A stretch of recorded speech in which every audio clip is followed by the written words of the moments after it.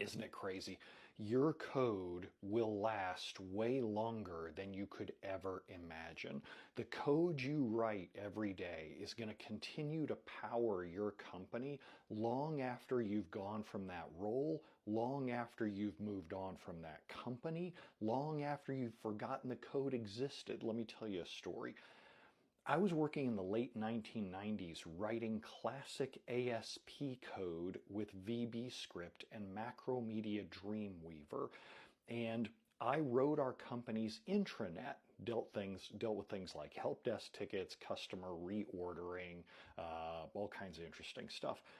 And after I left that job, like 10, 15 years later, I happened to go by the company, and as I was going to say hi to an old friend, I was walking through the office and I saw my intranet exactly as I'd coded it up on somebody's screen. Classic ASP is dead, VBScript to power web pages is long dead.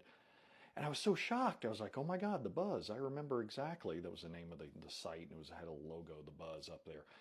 I was like, oh my God, what's going on with that? I can't believe y'all haven't rewritten it.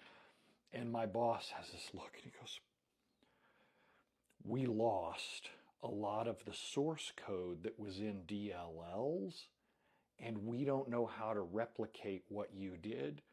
So this just still powers the company today, and we have to deal with it. I was like, oh my God.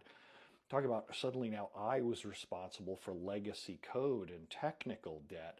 That will be you as well over your career.